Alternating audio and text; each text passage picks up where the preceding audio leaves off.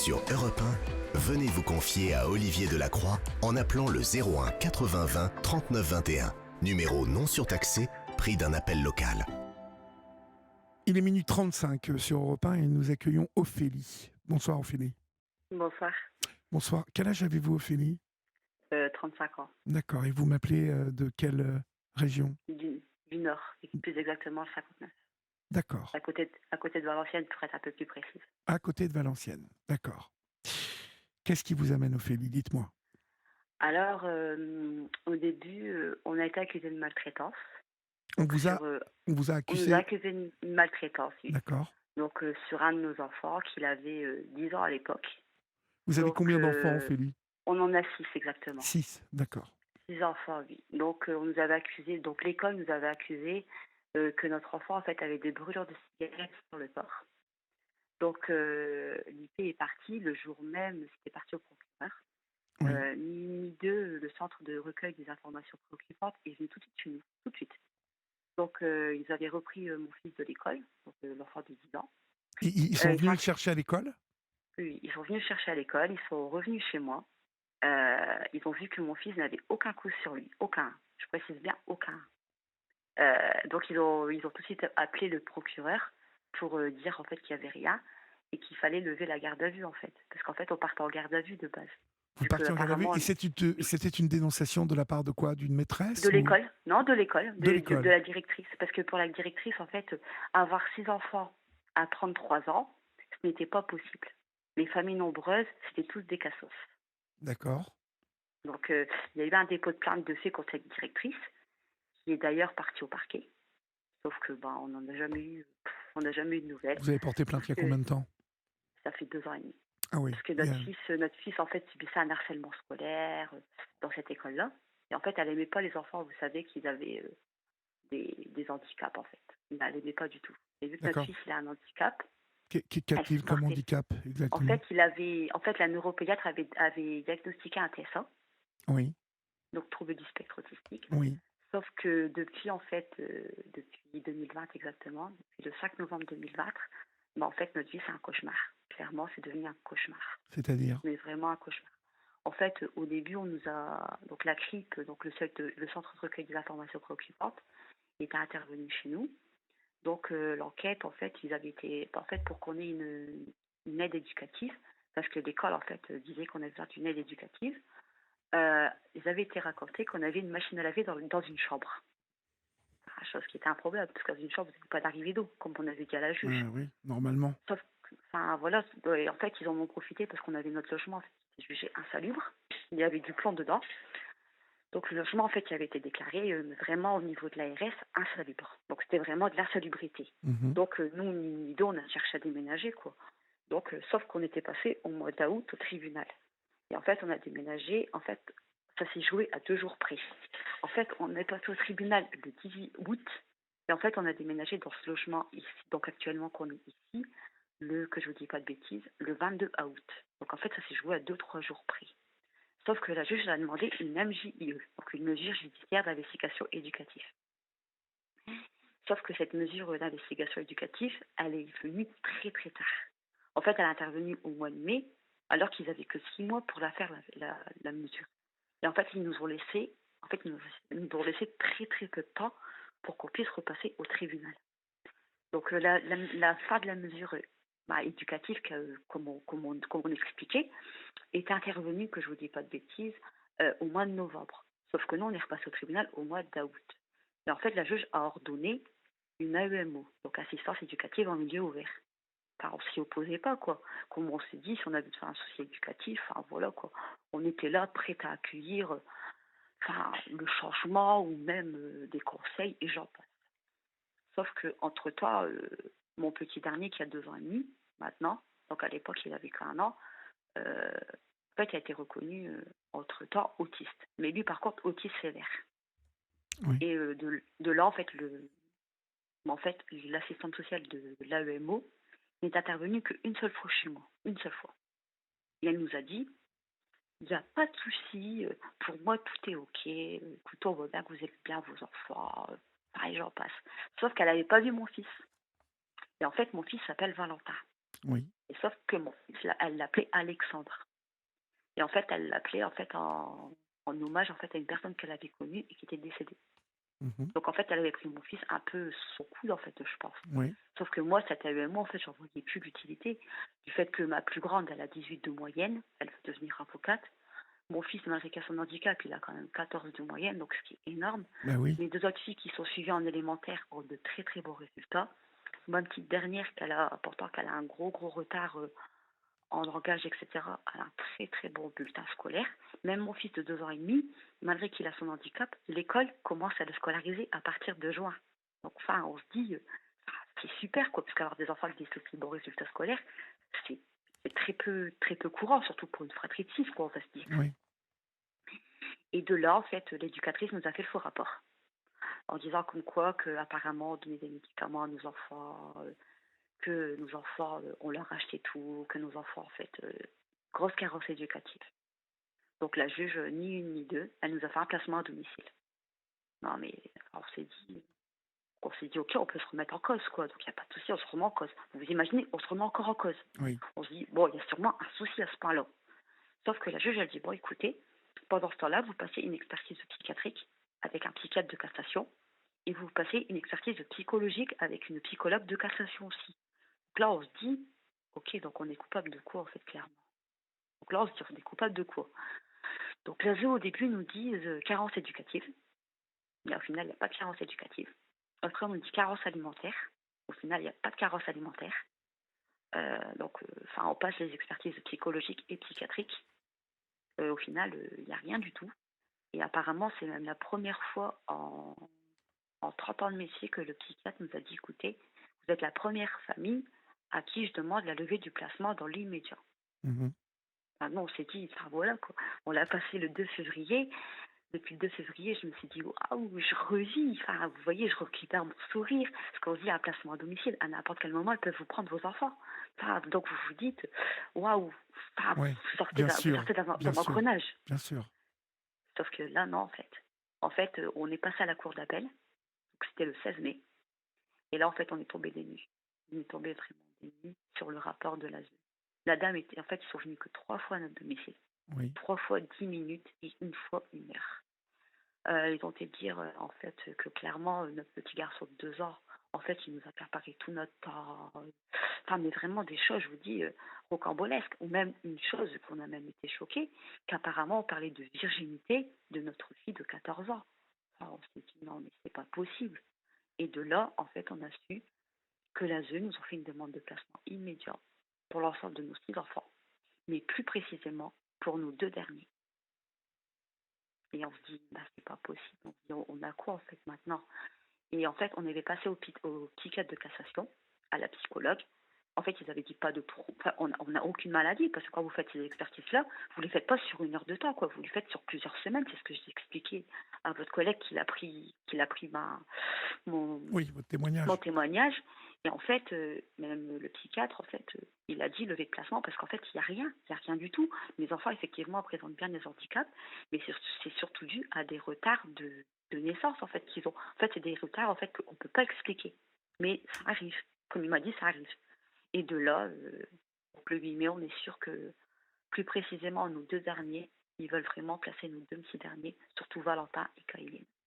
Et de là, en fait, on se dit, bah, on essaie de tout faire en fait pour se battre, surtout contre Oui. l'ASE, quoi. Alors, je crois aussi que cette espèce de préjugement, de préjugés qu'ils ont sur vous, c'est Ouais. que Maintenant, c'est sur des maladies psychiatriques. oui, mais c'est que tous les enfants ne sont pas de votre mari, c'est ça? C'est ça, effectivement. Mes 2 premiers enfants sont d'un policier de Paris qui s'est Oui. donné la mort. Donc, il est mort avec son arme de service. Donc, Il mes s'est enfants, suicidé? lui, il s'est suicidé. D'accord.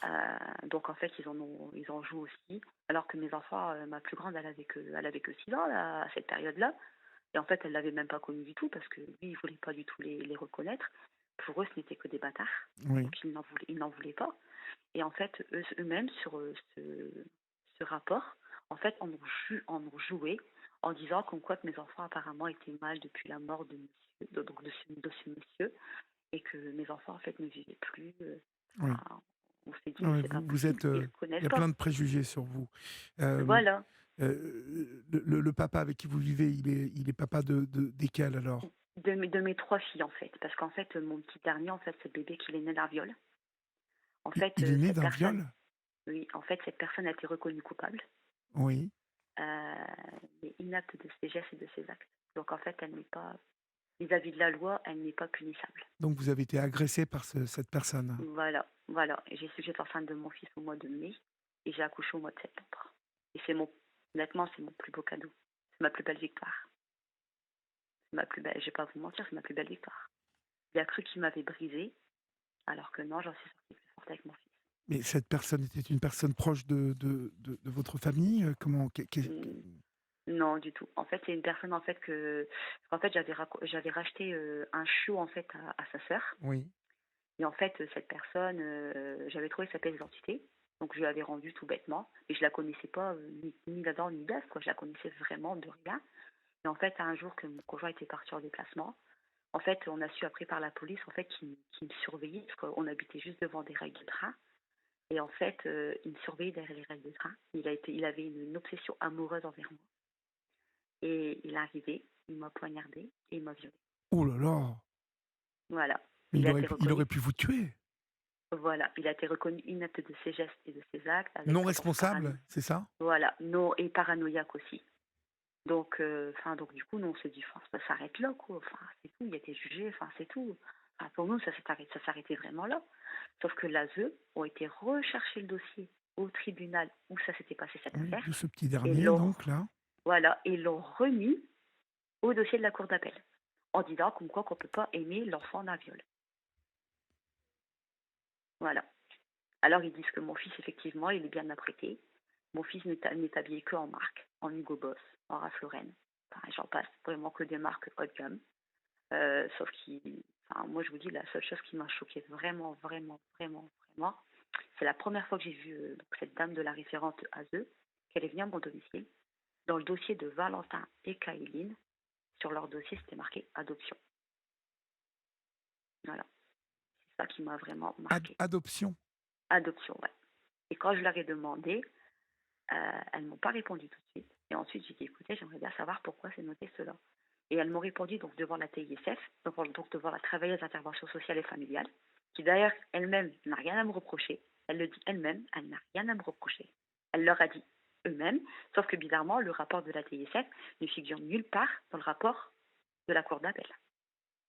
Et de là, en fait, elles m'ont dit, bon, écoutez, vous allez la fermer. Si vous n'êtes pas contente, c'est simple.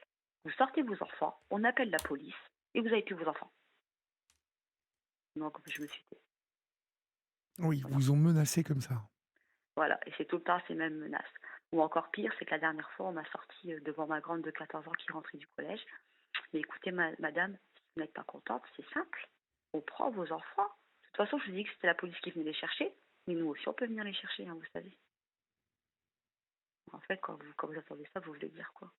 Alors qu'on est représenté comme des parents aimants, bienveillants, n'ayant aucun souci psychiatrique, ayant une stabilité financière très importante, donc financièrement, on est quand même bien. Mais Oui, non, vous travaillez tous les 2? non, que mon conjoint. D'accord, que fait-il votre conjoint? Il est entrepreneur en bâtiment. D'accord, bah, ça marche bien le bâtiment en plus. Ouais, ouais, ouais, ouais. Donc, en fait, on a une belle vie, quoi. Ouais. Mais même ça, non, en fait, les enfants qui sont bien apprêtés, donc ils ont. D'ailleurs, même là-bas, la juge, en fait, à chaque fois que l'avocate leur parlait, en fait, 33 pages de dossier.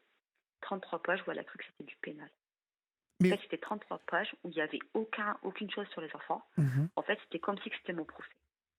Et est-ce que vous avez des témoignages qui vont dans ce sens, des proches Les écoles, mes proches, mais tout, aucun témoignage n'a été mis au dossier. Et la juge, quand on lui a donné même les rapports des spécialistes, quoi, pour mes enfants, la juge levait les yeux au ciel. Alors, on n'avait rien à faire. Franchement, rien à faire. Rien à faire. Mais quand je vous dis rien à faire, c'était comme si que, honnêtement, pour elle, c'était déjà décidé, quoi. Donc là, je me bats, mais ça, c'est. donc les 2 derniers sont placés? Non. Et ces placements à domicile, pour le moment, ils sont Pour encore le à mon moment, ils sont domicile. placés à domicile, donc c'est quand même, Voilà, pour voilà. l'instant, Mais c'est plus moi qui ai la garde de mes enfants. J'ai plus les allocations familiales, j'ai plus rien de mes enfants, quoi. J'ai plus rien. C'est eux qui ont tout. Ils leur ont fait la CMU, ils leur ont tout fait, quoi. Les enfants sont restés un peu plus de 3 mois sans couverture de santé. C'est-à-dire qu'il décide tout pour vos enfants. Voilà. Avaient décidé d'hospitaliser notre grand de 11 ans, donc 12 ans, ouais, 11 ans, il avait 11 ans au moment décès. Ils avaient décidé de l'hospitaliser en pédopsychiatrie. On a dû le déposer en pédopsychiatrie. Ils ne nous avaient pas donné de convocation, rien du tout. Donc on ne savait pas quel jour on devait le déposer. On ne savait pas quel jour on devait le récupérer. Puisqu'on allait nous appeler 30 minutes avant. Enfin, au final, on ne vit plus, quoi. Donc notre grand, il était reconnu TSA. Bizarrement, depuis qu'il a été hospitalisé, il n'y a plus de diagnostic de TSA, plus rien du tout. Il n'y a plus rien, il n'y a plus de suivi, il n'y a plus rien. En fait, c'est un cauchemar. C'est un cauchemar. Et on a l'impression que les seuls enfants qui les intéressent, c'est vraiment C'est que les nos 2 deux petits petits derniers. derniers. Ouais, c'est vraiment les deux petits derniers. Et c'est surtout Valentin. C'est On nous a... fou. Vous pensez que Non, finalement c'est que Valentin. tout ça Ouais. vient de cette histoire d'enfants nés d'un viol? Vous pensez que ça vient de là? Je sais pas vraiment. Je sais pas vraiment, mais Parce que je quand pense que même, vous ça avez a été peut-être très fait un impact. courageuse. Vous avez été très courageuse. En même temps, vous voyez mon fils, vous faites quoi tout le monde craque dessus, même à l'école. À chaque fois, il l'appelle par son prénom. Enfin, c'est mon fils, c'est une bouille d'amour. Il est blond, yeux bleus. Oui. Petit garçon de 2 ans et demi, vous imaginez, il fait 1,07 m pour 27 kilos. 2 ans et demi, il fait 1,07 m? Ouais, pour 27 kilos, c'est une petite armure, mon fils. Puis il a peur de rien. Il a vraiment peur de rien. Quand je vous dis qu'il a vraiment peur de rien, il fonce. Il fonce Et sur tout. comment ça s'est passé avec donc le père violeur, donc Ouais. incarcéré? Il avait des droits, lui? Non, non, il a été incarcéré que 10 jours. Parce qu'en fait, il avait rompu son injonction d'éloignement. En fait, il a été incarcéré que 10 jours. Il a été incarcéré que 10 jours au Et total. il a su que vous Ouais, aviez il l'a su. accouché, Ouais, donc ouais, il qu'il l'a était su. le père biologique de cet enfant. Voilà. Et 4 mois plus tard, Oui. Il n'a je me rien suis fait revendiqué? si, je me suis fait percuter sur un passage piéton. Oui. Et apparemment, c'était pas lui. La police l'a quand même auditionné, mais comme ils ont dit, il était instable émotionnellement. Il n'était pas, en fait, il n'est pas capable d'assumer ses gestes, ses actes, ses gestes et ses actes. Donc en fait, il n'est pas condamnable au niveau de la loi. Mais dites donc, il habite pas loin de chez vous, cet homme? Ouais, on va dire, on a déménagé 4 fois entre temps pour éviter de le recroiser parce Ben que oui. systématiquement, peu importe où on déménageait, en fait, il me retrouvait. Peu importe où je déménageais, il me retrouvait. Oui, il obsède sur vous, cet homme. Voilà, sauf que là, maintenant, il a mis une gamine de 16 ans enceinte. Oh là Et là. bizarrement, j'ai enfin la paix. J'ai enfin la paix. Bon, d'une part, tant mieux pour moi. Hein. C'est un peu méchant ce que je dis. Hein. J'arrive à ce stade-là, vous voyez. Une gamine de 16 ans qui est sa Ouais, copine, donc. ouais. Qu'elle est tombée enceinte. Ouais. Voilà quoi. Et la justice, enfin, c'est nous qu'on condamne. Parce que j'aime trop mon fils. Et lui, au contraire, il a été reconnu paranoïaque. Et lui, il a déjà 3 enfants d'une première union. Oh là là. Alors que lui, il a le droit d'avoir ses enfants. Mais moi, on me reproche d'avoir un C'est enfant né fou, d'un viol. c'est fou, Enfin, c'est fou. faut vraiment... En fait, là, la justice est vraiment inversée. Lui, il a été condamné par la loi à devoir me payer des dommages et intérêts, Oui. alors qu'au final, il ne les a pas payés du fait qu'il ne travaille pas. Donc, il est C'est pas... un vrai cassos, lui, pour le coup. Voilà, donc il n'est pas solvable. En plus de ça, il avait été commis. En plus, il avait plein d'amendes, plein de jours de prison à faire. C'était même pas des jours de prison, c'était des jours amendes. Donc, enfin, au final, quand on est passé au tribunal, il avait un peu plus de 18 condamnations à son casier judiciaire. Il a été reconnu incondamnable, quoi. Et c'est nous que, en fait, c'est sur nous que, voilà, quoi. Enfin, vous imaginez. C'est sur vous qu'on s'acharne, en fait. Voilà. Et en fait, là, nous, on ne sait plus comment se retourner. La prochaine étape, c'est quoi, en fait, Ophélie? Là, je pense qu'honnêtement, ils vont me prendre mes enfants. Ah, vous Clairement. pensez qu'ils vont vous les prendre? Ils les veulent. Ils les veulent, ils m'ont dit. Ils m'ont dit, on veut vos enfants, on les aura. Ils vous ont dit ça, mot Ouais. pour mot, on veut vos enfants? Ouais, on les aura. On les aura. J'ai même été auditionnée par un psychiatre justement sur ces faits-là. Et il a bien vu qu'effectivement, il n'y avait aucun mensonge. Il l'a noté dans le rapport de cassation. Il a même marqué comme quoi que m'enlever mes enfants, enlever même mes enfants à leur milieu familial, alors que c'est un milieu qui est tout à fait apaisant, Équilibrant? serein. Oui. Voilà, et même très équilibrant. Il a marqué très équilibrant, serait une cassure pour eux. Donc ça leur créerait une angoisse et ça les briserait. Il a marqué dans le rapport, ça les briserait. Et Et la justice, ça, ils n'en prennent pas compte du tout? non, non. La juge, quand elle a demandé où était le rapport du psychiatre, l'avocate a dit, écoutez, j'ai 33 pages où j'ai l'impression que c'est que du pénal. En fait, c'est pas, en fait, c'est comme si que en fait, ma cliente était reconnue coupable, en fait, d'aimer un enfant qui est né d'un viol. Elle aime son enfant. Et c'est vrai que je vais pas vous mentir. Mon fils, c'est toute ma vie. C'est Bah, tout mon vous univers. avez eu le courage de garder cet enfant, surtout. Voilà. Vous avez Et en pris une fait, sacrée décision en gardant cet enfant.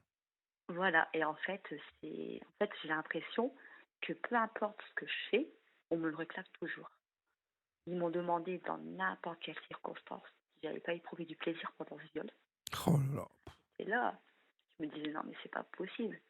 Après, ils m'ont demandé, mais vous avez quand même moins éprouvé un peu de plaisir. Vous pouvez pas répondre à ce genre de choses. Ils m'ont demandé dans tous les détails comment ça s'est passé.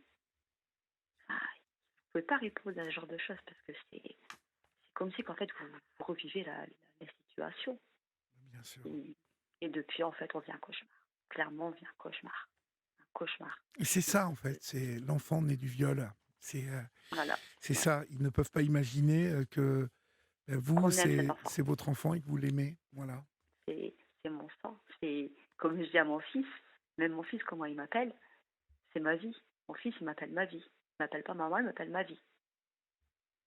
À Vous 2 ans et demi, imaginez. dites donc, il parle bien, hein, Ouais. ce petit gars-là. Ouais. Je vous dis, cet enfant-là, pour moi, c'est comme un petit héros. Au moment où j'étais brisée, il m'a consolidée. Il m'a rendue plus forte. Sauf que bien sûr, l'école, quand elle avait su que c'était le bébé d'un viol, parce que il y avait des personnes de sa famille à lui qui habitaient sur le Valenciennois à cette période-là, l'école, en fait, du moment qu'elle a su ça, Oui. elle a tout fait pour nous détruire. Tout fait pour nous C'est cette fameuse directrice là qui. Ouais, d'école, ouais. Et depuis ce temps-là, depuis 2020, effectivement, on vit un cauchemar. Un cauchemar. Donc, comment se retourner dans une situation comme ça? Je ne sais plus. On a même appelé Maître Hamas. On était même arrivé à appeler Maître Hamas. Appeler qui, dites-moi? Maître Hamas à Marseille. D'accord. J'en étais même arrivée à l'appeler. Et il m'a dit que ça servait à rien pour le moment de l'appeler, que c'était vraiment en dernier ressort qu'il fallait l'appeler. Bah, de toute façon, vous n'avez pas le choix, vous allez continuer à vous battre. Hein. On continue, mais dans tous les cas, là, toutes les portes, en fait, elles se ferment une par une. Parce que peu importe ce qu'on fait, on n'en ressort pas, en fait. Parce qu'on s'est dit, la cour d'appel, c'est sûr, on va l'avoir, du fait qu'on avait des rapports psychologiques et psychiatriques qui nous demandaient la levée du placement. Parce que les rapports-là, c'est pas nous qu'on les a demandés, c'est la justice. Et au final, non. Non. C'est comme si, qu'en fait, qu'ils étaient infondés, ces rapports. C'est comme si que... C'est comme si ça ne comptait pas. Voilà. C'est comme si qu'en fait, le rapport du psychiatre, c'était que mensonge. Alors que non, le rapport du psychiatre, il a été fait sur une semaine de temps. Pas sur 1 heure, pas sur 2 heures, pas sur 3 heures. Il a été fait sur une semaine de temps. Donc, nous, on ne comprend pas, en fait, au final. On s'est tapé 4 jours chez des psychologues. Chez une psychologue, 4 jours à se taper des allers-retours. Pourquoi, en fait? Pour rien, en fait, parce qu'au final, ça ne compte pas. Et l'ASE s'en fiche. L'ASE, de toute façon, nous l'ont dit. L'ASE, je vais vous dire, l'ASE a posé une étiquette sur vous. Elle a un préjugé dont elle s'est imprégnée. Et malheureusement, voilà, on l'a souvent évoqué sur cette antenne. Vous avez sans doute affaire à quelqu'un de totalement incompétent. Mais du coup, on fait quoi aussi? Il faut que votre avocat se batte, Ophélie. Il faut se battre, il faut garder son calme, ne pas lever le ton par rapport à eux et garder son calme et laisser faire votre avocat, surtout. Hein? D'accord. Tenez-nous au courant en tout cas. Vous connaissez le chemin maintenant, donc Oui. vous nous appelez quand vous voulez, ok? D'accord, il n'y a pas de souci. Courage à vous, Ophélie. Au revoir. Merci beaucoup. Au revoir. Au revoir. Tout savoir sur la prévention des fortes chaleurs avec Santé publique France. Agnès Verrier, bonjour. Bonjour. Vous êtes chargée de prévention en santé-environnement. Alors, à part boire de l'eau, fermer les fenêtres et les volets, concrètement, qu'est-ce qu'on peut faire pour mieux supporter les fortes chaleurs chez soi? Alors, à la maison, si vous avez un ventilateur, vous pouvez placer un linge humide devant, sur une chaise par exemple. Mhm. Vous pouvez aussi mouiller votre corps avec une serviette humide, un brumisateur ou même passer rapidement sous une douche fraîche, mais surtout pas froide. Pas froide, c'est noté. Et est-ce qu'il vaut mieux ouvrir ou fermer les portes à l'intérieur? Alors, il est préférable de fermer les portes dans la maison pour éviter que la chaleur circule à l'intérieur. Et évidemment, on choisit de rester dans la pièce la plus fraîche. Alors, dernière petite astuce, les plantes. Oui, effectivement, vous pouvez aussi mettre des plantes à l'extérieur devant les fenêtres pour faire de l'ombre dans votre logement. Merci pour tous ces conseils, Agnès. Ceci est un message de Santé publique France.